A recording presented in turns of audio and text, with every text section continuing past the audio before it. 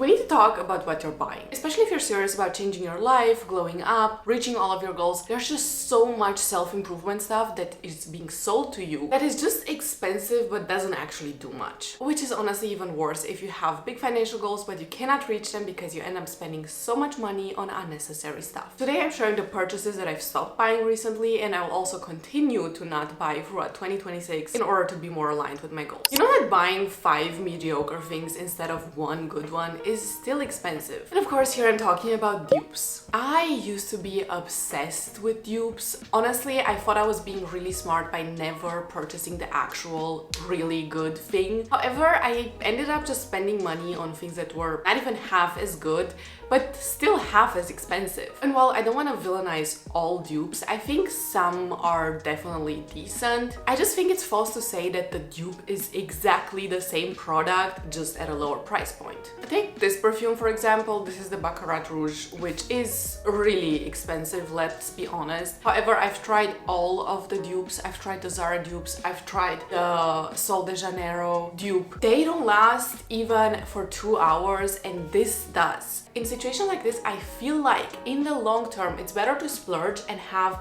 a higher quality than buying like 10 different dupes that end up being more expensive than one original good quality product. Aesthetic reusable water bottles. You know what is great about reusable water bottles? They can be reused. You don't need to buy 15 of the same just because they come in different colors. I do sometimes see the newest Stanley and the new limited edition and the blah blah, but like genuinely, how many do you need? I can maybe understand saying that you need like 2 or 3 if you don't want to carry this thing around because it's like a rock. I do have one off-brand Stanley that I keep at work. However, you don't need 15 of those. And I also have to say, this is something I've got as a gift and I've been using it for a year. It's still in near perfect condition. I've dropped this multiple times. I take this to the gym. I can guarantee you, you don't need to buy a new water bottle every month, or not even every year. If you're enjoying this video, make sure to subscribe for more content like this. And if you want more motivation delivered straight to your inbox, make sure to subscribe to the newsletter as well. The link is down below. Next up, sketchy supplements. Look,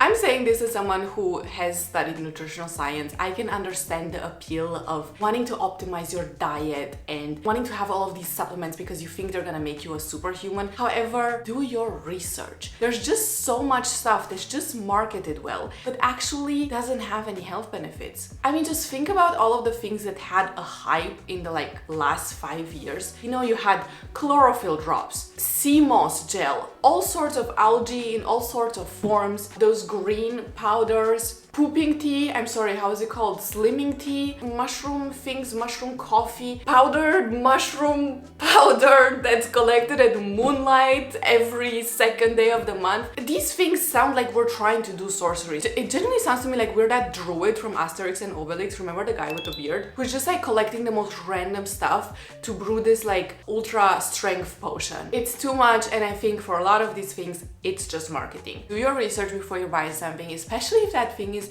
incredibly expensive. Genuinely, how? Look at clinical studies, see if they did have results. Look at high quality papers. I also don't want to say that none of these things work. I just prefer to stick with supplements that I know do work and that I also know are necessary. Because a lot of supplements are not even necessary. I don't really see the point of just ingesting a bunch of stuff and then, you know, crossing our fingers and hoping that it goes well. Books. And no, not because I hate reading, but because these are only the books on my nightstand. These are books I'm partially rereading, partially reading for the first time. I have more where these came from. I have a whole section in my bookcase that's just books that I've never read. And I also do like to reread books. Like this book, for instance, I will reread every year. So it's safe to say that I have more than enough. Sometimes I see books at the bookstore and I'm thinking like, oh my god, I should buy this. I deserve a treat. I want to read this. However, if I don't even finish the books that I have at home, why would I buy new books? Cheaply made clothing, because I've just completely shifted my approach when it comes to shopping. Whenever I see something that I genuinely like, I will look at the stitches. I will feel the material just to see, you know, is it gonna be comfortable on my skin? Does it feel really plasticky? Does it feel really itchy? I cannot tell you the amount of times I've bought something that looked really cute and that ended up being extremely scratchy or ended up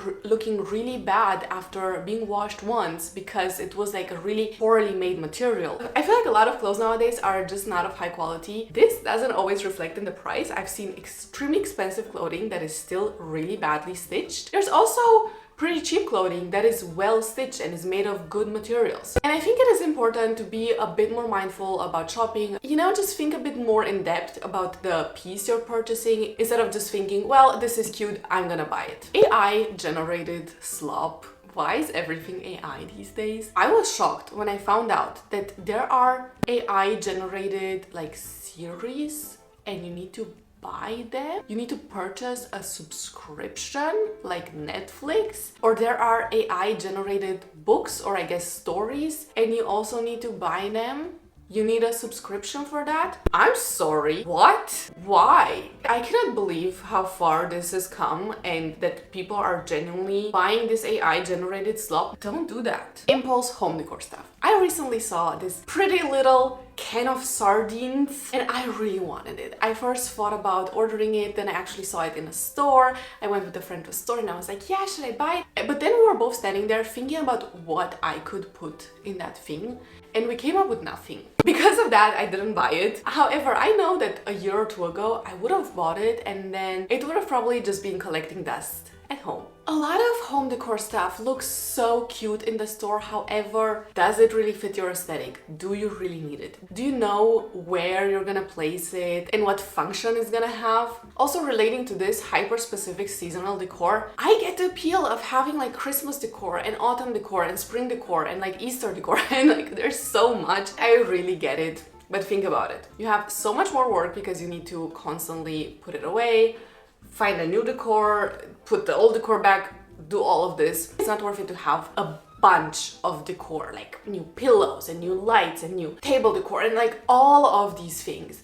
If you really want seasonal decor, maybe grab a few things that look cute, that really change the vibe of the apartment, but I don't think it's worth it to have tons of seasonal stuff for every single season. And kind of relating to this, micro trends, I'll be the first one to admit some micro trends are really cute, but they change so fast, and after a year the items look really dated. And I have to say that every single time I wanted to buy something that was part of a micro trend and I didn't, I ended up being really happy that I didn't, because you just know the things are gonna go out of style. And yeah, you can still wear them. However, I always found myself not wanting to wear them just because they just looked so dated. You know, everyone was just over the micro trend, me including, and so I would just find that I didn't reach for those things anymore. So no, I'm gonna stop buying micro trends, thank you. Sale items just because they're a good deal. I think everyone loves the feeling of just getting a good deal on something. However, do you really need the item? That's what you always need to ask yourself. Just because something is cheap doesn't mean you should buy it. If you would have bought it anyway, then you can be happy, right? Like then you can buy it and just say like, oh my god, look at me, I got such a good deal. You know, that's amazing, I'm so happy for you. However, do not buy things for the sake of getting a good deal if you wouldn't have bought the items for their full price. Grocery bags. Now, this might be confusing if you don't live in Europe, but in Europe, actually you have to pay for all grocery bags, including those really thin, plasticky grocery bags. Yes, also the ones that you put your fruit in, weigh it on. You also need to pay for those. Honestly, I have to say, I feel like this is fair because it's all done in the name of sustainability. That's all great, but I have to say, I find it really annoying to want to get groceries, not have a bag with me, then I need to purchase a bag. Then sometimes they don't have paper bags, so I just get that thick